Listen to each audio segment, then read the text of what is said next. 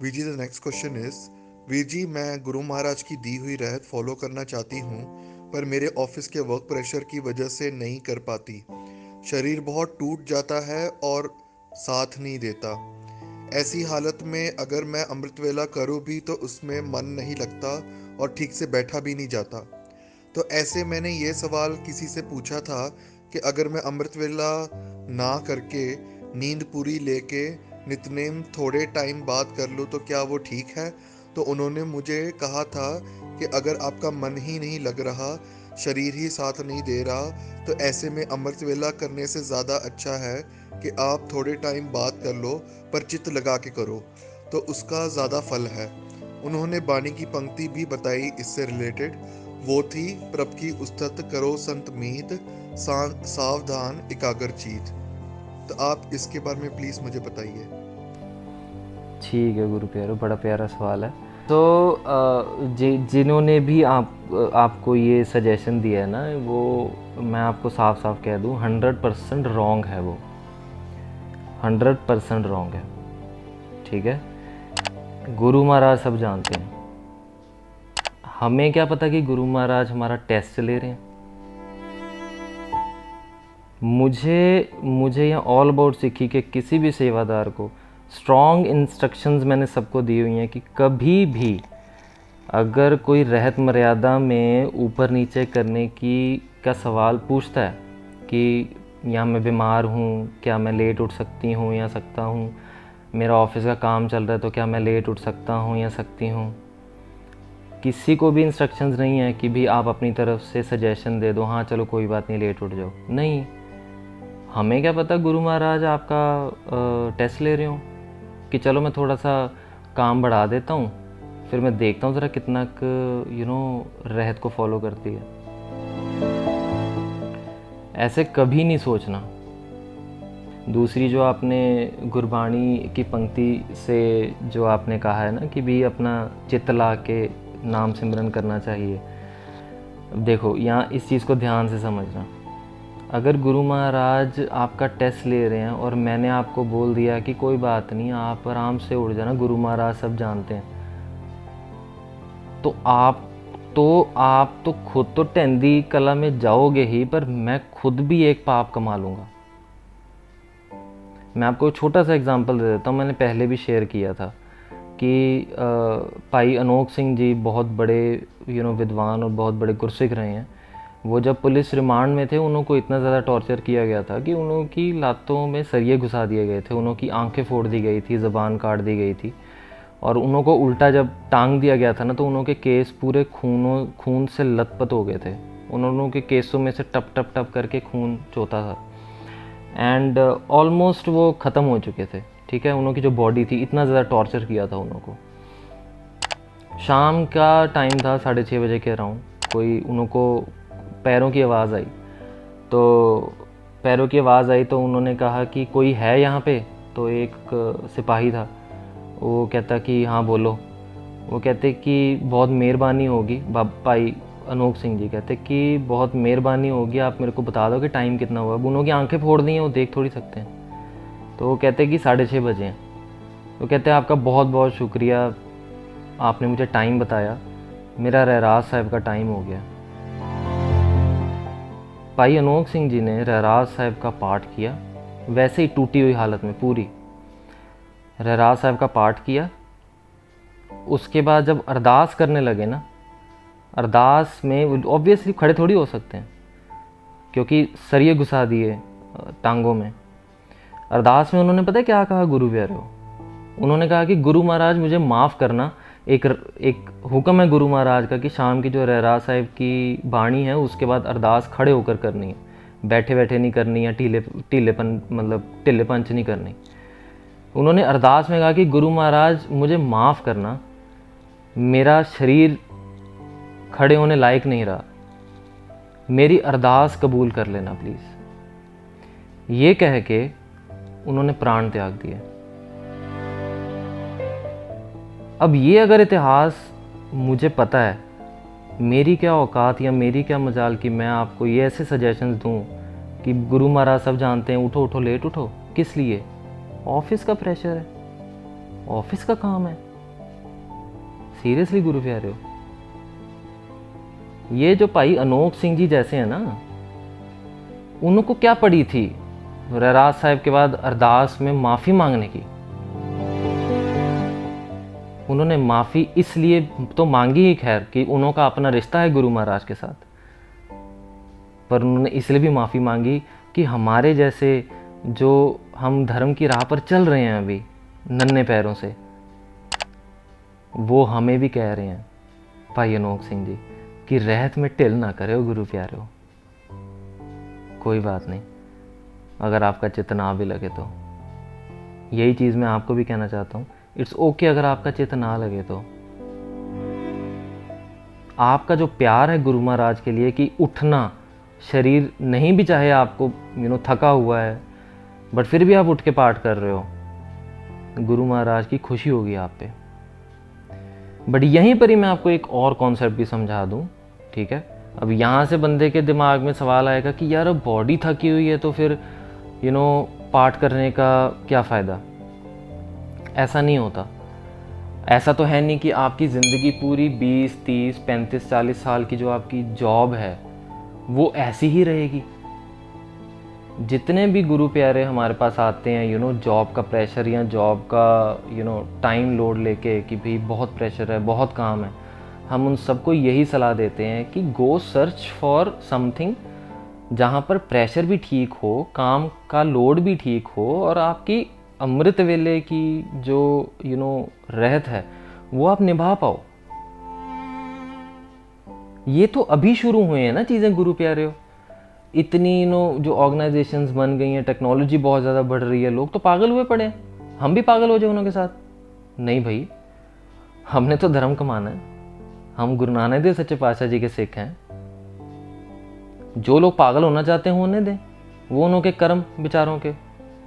वो दिन रात पैसा ही कमाना चाहते हैं, कमाने दो। हमने नहीं वो काम करना, ठीक है। तो बहुत ज़्यादा चांसेस हैं कि गुरु महाराज आपका टेस्ट ले रहे हो।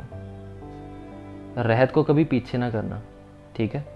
अब मैं लास्ट टॉपिक पर आ जाऊं, जो आपने गुरबाणी की पंक्ति से कहा ना, वो इस पर्सपेक्टिव से है कि अगर पाठ करना है तो हमारा जो कोशिश है, कोशिश ये होनी चाहिए कि हम चित्त ला के करें, ठीक है। वहाँ पर मतलब ये नहीं है कि अगर मेरा थोड़ा सा भी शरीर दुख रहा है या मेरा थोड़ा सा भी तक, आपको मैं एक बात बताऊँ, आजकल हम लोग बहुत ही कमज़ोर हो चुके हैं। हमारी बॉडीज़ इतना गंदा खा खा के, फास्ट फूड खा के, बाहर का गंद खा के, फूड आजकल ऑलमोस्ट सारा ही एडल्ट्रेटेड है। हम लोगों के शरीर ही कुछ नहीं रह गए। थोड़ा सा चल लेते हैं, थोड़ा सा मेहनत कर लेते हैं, थोड़ा सा सेवा कर लेते हैं, हमारा शरीर बिल्कुल ही ज़ीरो हो जाता है। ऐसे तो हम कोई अमृत वेला उठे ही ना। अमृत वेला उठना तो वैसे भी औखा ही होता है, आसान तो नहीं होता ना। वो चादर को साइड पे करना, इतनी अच्छी नींद आ रही होती, उसके साथ जंग लड़ना, वो सब औखा ही है, सौखा नहीं है वो सब, ठीक है। लेकिन अगर ऐसी सिचुएशन आती है ना, तो मैं आपको भाई अनोख सिंह जी का तो मैंने आपको एग्जांपल दिया, मैं आपको हज़ारों इतिहास में से, इतिहास भरा पड़ा है ऐसी चीज़ों से जहाँ पर गुरु की रहत को नहीं छोड़ा। क्योंकि गुरु प्यारो, रहत गुरु महाराज को सबसे प्यारी। आपको प्यार नहीं करते गुरु महाराज, गुरु महाराज आपकी रहनी बहनी, आपकी रहत से प्यार करते हैं। रहत प्यारी मुझको, सिख प्यारा नाही। गुरु महाराज ने ना रहत को बहुत इंपॉर्टेंस दी है। क्योंकि एक मैं आपको छोटा सा एग्जांपल बता दूं कि रहत के बिना प्यार पैदा होना उस अकाल पुरख के लिए इम्पॉसिबल है। ये कॉन्सेप्ट बहुत लोगों को नहीं पता। वो बस अपनी ही मत लगा के लोग चलते रहते हैं। मैं बड़ा प्यार करता हूँ गुरु को, मैं बड़ा प्यार करता हूँ गुरु को। जब उन्हों की मैं कभी रहनी बहनी देखता हूँ तो मुझे सीरियसली शर्म आ जाती है। ये प्यार है आपका गुरु महाराज के साथ? अब आप खुद बताओ, अगर आपका शरीर, मान लो कि आप थके हुए हो, पर सुबह उठ के आपको फिर से नींद आती है। ये मैं आपको बता रहा हूँ, बहुत बड़े विद्वान हैं जिन्हों से मैंने एक चीज़ सुनी हुई है।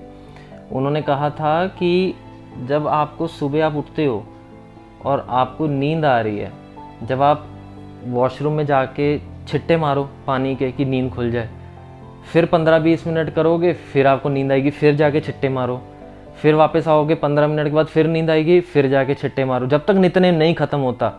जब छिट्टे आंखों पे पानी मारने की ज़रूरत है, मारो। जब तीसरी बारी आप जब छिट्टे मारोगे ना अपनी आंखों पे, गुरु महाराज की बड़ी नज़र होगी आप पे, क्योंकि आप गुरु महाराज का हुक्म नहीं साइड पे कर रहे हो। ठीक है, आप अपने शरीर को या अपनी आंखों को कुछ ना कुछ मैनेज कर रहे हो, अपने शरीर को किसी ना किसी तरह से। आई कैन टेल यू एक और छोटा सा एग्जाम्पल, अभी रिसेंटली हुआ है। एक बीबी जी थी, चढ़दी कला वाली, बहुत चढ़दी कला वाली, बड़ी यंग थी, 20-22 साल की शायद उम्र होगी। उनको कुछ प्रॉब्लम हो गई, हॉस्पिटल जाना पड़ गया, एंड उनको कुछ इंजेक्शन लगने थे, और सुबह के पता नहीं 3:30 या 4 बजे थे। उनकी रहत ऐसी थी, इतना प्यार वाले थे वो, कि वो नित्यनेम से पहले पानी भी नहीं पीते थे। ठीक है, जब टीके लगाने आया ना डॉक्टर, तो उन्होंने कहा कि जब तक मेरा नित्यनेम नहीं खत्म होता मेरे शरीर के अंदर कुछ नहीं जाना चाहिए। अब एक तरह से हम प्रैक्टिकल सेंस में देखें ना, जो लोग प्रैक्टिकल बनते हैं उनको ये बातें समझ में नहीं आएंगी गुरु प्यारे। पर मैं आपको साफ साफ एक चीज़ कह दूं कि पूरा का पूरा धर्म, पूरा का पूरा इतिहास ही एक दुनियावी बंदे को समझ नहीं आ सकता। गुरु का हुक्म मानना और गुरु का हुक्म पूरा करने के लिए जद्दोजहद करना, ये इतिहास इससे भरा हुआ है। तो एक छोटी सी बात मैं आपको बता देता हूँ। मुझे कोई सज्जन मिले, बेचारे नहीं ज़्यादा विद्या उनके पास थी, तो मुझसे पूछने लग गए कि भाई दुनिया के साथ ना हमें बदलना चाहिए, नए नए तौर तरीके आ रहे दुनिया में, तो हमें अडॉप्ट करने चाहिए। ठीक है, हमें ज़्यादा ऑर्थोडॉक्स नहीं बनना चाहिए। ठीक है, ये वर्ड बहुत यूज़ करते हैं लोग। तो उन्होंने कहा कि अब जैसे इंटरनेशनल फ़्लाइट्स में ना ऐसे होता है कि भाई कृपान नहीं पहन सकते हो आप। ठीक है, डोमेस्टिक फ़्लाइट्स में 9 इंच की अलाउड होती है, पर इंटरनेशनल में नहीं अलाउड होती। तो ही इज़ लाइक कि अब वहाँ पर जाते हैं तो हम उतारते हैं ना। ठीक है, बट आप अगर, मैं कुछ ऐसे विद्वानों को जानता हूँ, विद्वानों की बात कर रहा हूँ मैं, जो 20-25 साल से कमाई कर रहे हैं धर्म की, मैं ऐसे विद्वानों को जानता हूँ कि जिन्हें अगर इस रूल की वजह से उतारनी पड़ती है तो वो एक बड़ी फ्लाइट चाहे 24 घंटे की हो चाहे 30 घंटे की हो, अपने मुंह में एक पानी की छिट नहीं डालते। प्यार है उनका वो।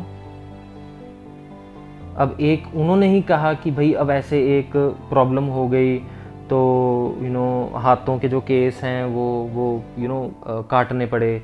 ठीक है, और वो छोटी सी प्रॉब्लम थी, कुछ ऐसा कुछ बड़ा नहीं था। ठीक है, मैंने उनको वहाँ पर एग्जांपल दिया कि हर बंदे का अपना प्यार का लेवल होता है। अगर हम देखें संत करतार सिंह जी पिंडरा वाले, जो 13वें जत्थेदार थे दमदमी टकसाल के, बहुत चढ़ती कला वाले संत महापुरुष रहे हैं वो, उनका कार का एक्सीडेंट हो गया था। जब एक्सीडेंट हुआ उसके बाद हॉस्पिटल लेके गए तो डॉक्टर ने कहा कि ठीक हो जाएंगे, बस वो एक छोटा सा ऑपरेशन करना पड़ेगा सिर पे करना है, बाल काटने पर केस काटने पड़ेंगे।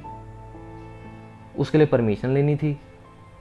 परमिशन लेने के टाइम उन्होंने जिन गुरसिख से मतलब जिन्हों कहा, जो संत करतार सिंह जी के साथ थे, तो उन्होंने कहा कि ठीक है जी मैं बताता हूँ आपको, डॉक्टर को कहा। तो वो जब संत करतार सिंह जी के पास गए कि संत जी ये ऐसे ऐसे है तो मैं साइन कर दूँ, तो संत करतार सिंह जी ने कहा कि मतलब संत करतार सिंह जी ने कहा कि भूल के भी मत करना, हिम्मत भी मत करना यहाँ पे साइन करने की, चाहे मेरा ही शरीर रहे या ना रहे, मैं केसों को हाथ नहीं लगाने दे सकता किसी को। और देखो वही हुआ, ऑपरेशन नहीं हुआ, वो उन्होंने प्राण त्याग दिए, ख़त्म हो गए वो। लेकिन अब ये जो संत हैं, ये इन्हों की अवस्था है, उनका प्यार है, वो उस लेवल की रहत निभा सकते हैं ना।